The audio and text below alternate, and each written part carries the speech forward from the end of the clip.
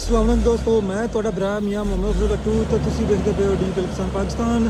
ਕਿਸਾਨ ਵੀ bro tank ਫੁੱਲ ਹੋ ਗਿਆ ਜਨਾਬ ਮਕਈ ਦਾ ਤੇ ਹੁਣ ਜਨਾਬ ਆਫਲੋਡਿੰਗ ਹੁੰਦੀ ਪਈ ਹੈ, ਜ਼ਰਾ ਚੈੱਕ ਕਰੋ।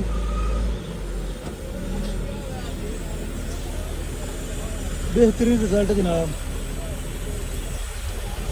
ज़बरदस्त परफॉर्मेंस।